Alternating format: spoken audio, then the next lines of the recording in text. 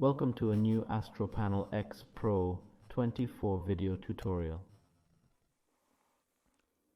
This is one of the tutorials designed for Astro Panel X customers, and it's a complete start to finish guide. In this video we'll show you how to process a photo of the Milky Way with the brand new Astro tool in Astro Panel X Pro 24. After installing the plugin in CCX format in Adobe Creative Cloud, you can find the Astro tool, Landscape tool, or Retouch tool in the Astro Panel X Pro 24 Astro plugins. Now I'm going to give you an overview of Astro Tool X Pro 24's new features. The new plugin has two tabs, one named Tools and Milky Way and the other named Star Trail and Deep Sky.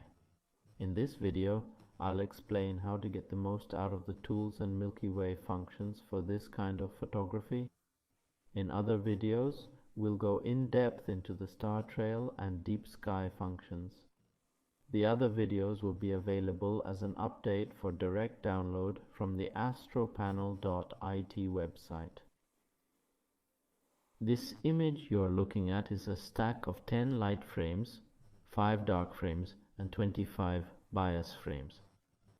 They have been merged using Fusion from Astro Panel X Pro 2024, which will be available soon. The export tool will also be made available with Fusion. The first step is to extract the hidden signal of the Milky Way so we can use it in our landscape. The first thing I do in our workflow is reset the image colors.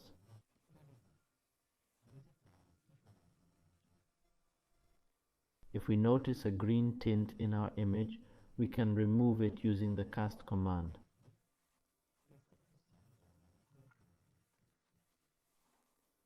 The cast command reduces the green level in the image, and you can adjust the opacity to taste. Then we adjust the layer's opacity to about 65 or 60%. This is because the image develops a violet-blue cast. Let's go ahead and eliminate the light gradient present in our photo.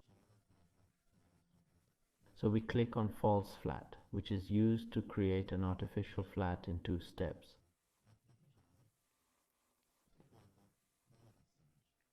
The first step is to click Start. And the second depends on when there are light gradients in the picture, we can click on 25, 50, or 75%.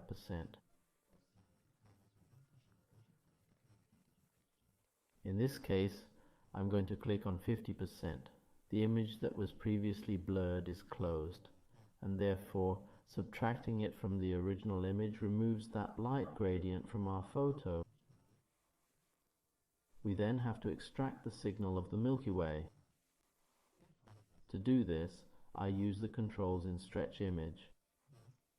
We have Under and we have Over along with Dynamic. Dynamic is a step that is typically used at the end of the process. With Under, I attempt to bring out the hidden signal of the Milky Way when the images are underexposed, as in this case. Looking at the histogram in the upper right corner, I can see that the image is slightly underexposed. On the contrary, Over is used for overexposed images. So I click on Under and wait for the graphic processing to be completed. When the graphic processing is finished, it opens a new layer called Curves. At the end of the under processing, a curve layer is created. This curve layer serves to reduce the exposure, thus adjusting the exposure of our photo. So take the curve adjustment button and place it where there's more brightness, and lower the curve on our graph, but don't overdo it.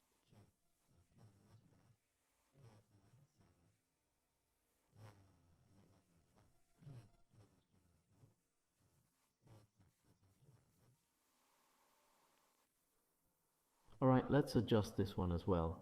I would say we're good now.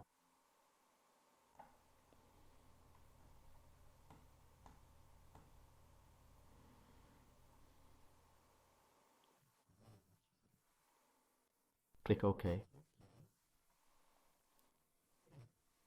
With just a few steps, we managed to get a bit of signal from the Milky Way.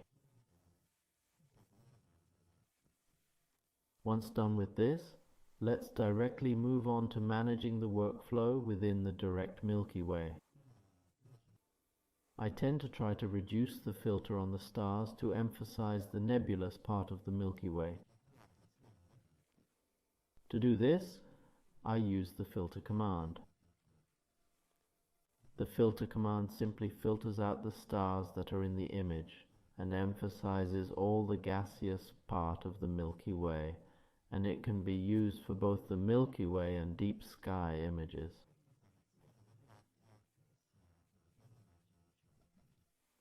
Now we wait for it to process. We can also adjust the effect of this command by reducing the layer's opacity. 70% is just fine.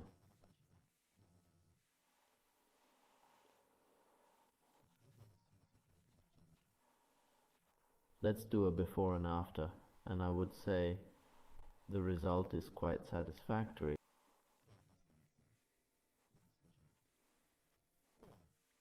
I could also use the reduce command when we use the reduce command. It's used to reduce the size of stars, so maybe it could be used for streak stars as well, although that's not our case, but we can still use it with the filter command. Now in dark sky, it's for making the background sky darker. To optimize dark sky, I combine it with a luminosity mask in the shadows. So we have dark 3s, dark 4s, and dark 5s.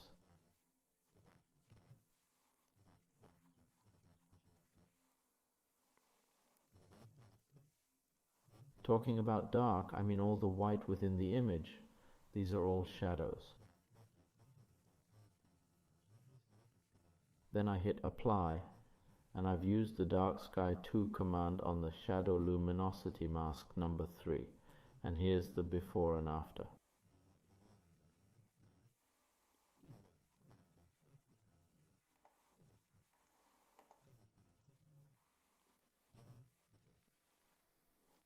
Now we need to sharpen the images and highlight the dark areas of the Milky Way.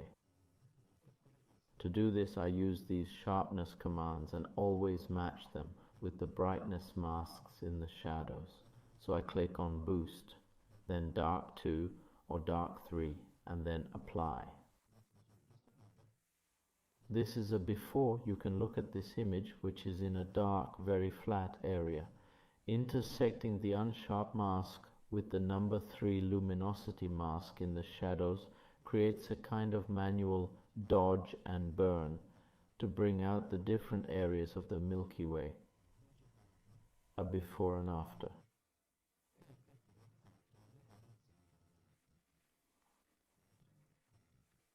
We can duplicate the layer to further enhance the action we have taken.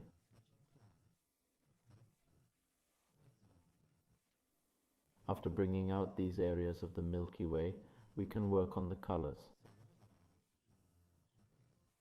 So we click on the Sum button and navigate to Image, Image, Adjustment, Selective Color Correction.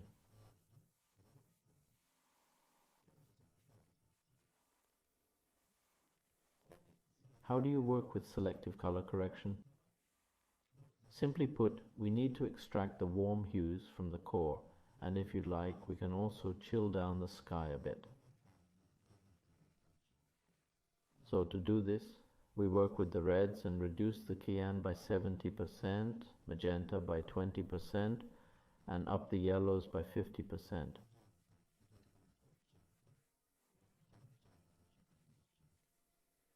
Even more, let's just say a solid 100%. But we have to make sure the stars remain untouched. So let's not go overboard and stay at 50%. Having done this, we move to the yellows, reduce the cyan, and up the yellows from negative 100%. we do the opposite in the greens. So add 100 to cyan and subtract 100 from yellow. In cyan and blue, we need to manage the sky color, so we can bump cyan up by 30% and increase cyan channel in the blues by 50%.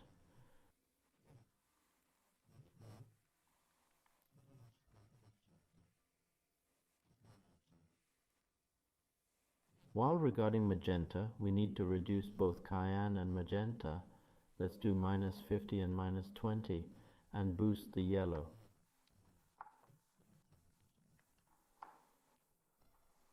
In blacks, let's check if we slowly increase it up to 50%. In this way, we've selectively colored the nucleus of the Milky Way.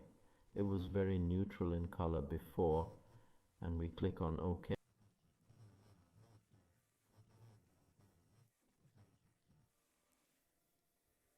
Then we always go to Image, adjust Hue and Saturation, and give the image a bit of saturation. Now we can exclude the stars from this edit we've done, so by leaving out the stars and the lights, we can keep their color unchanged.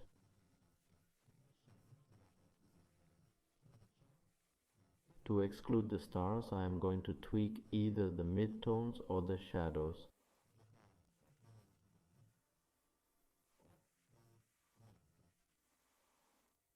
So the color correction that I've done and the saturation that I applied, it's only applied to the shadows and not the stars or to the highlights anyway.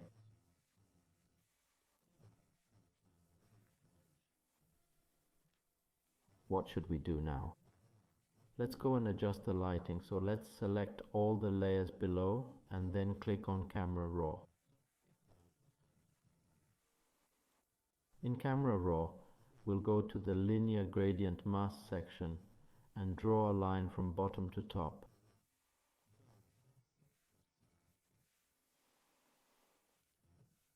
In this case, we're going to adjust the exposure, the highlights, the tint, and the temperature within our image. We need to try to dim the lights and cool this area in order to make the Milky Way pop.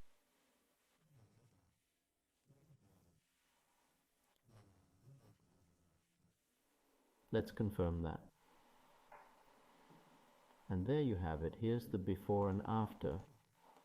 We can also apply a basic Orton effect. So we'll set the radius to 8 and then give it 10% opacity.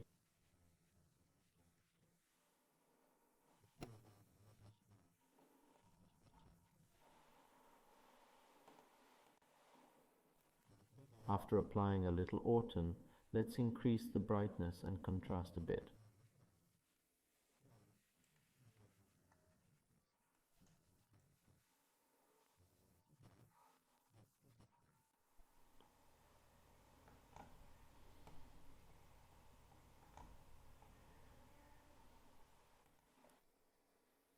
Okay, this is the visual processing of the Milky Way.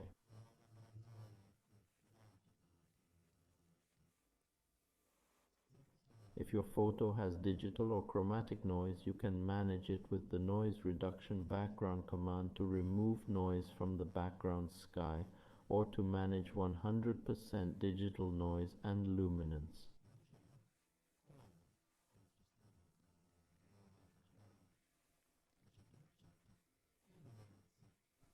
I think we're done with our processing. Next there'll be a video about processing star trails in deep sky, and then another video to manage double exposure with the Milky Way and the passage.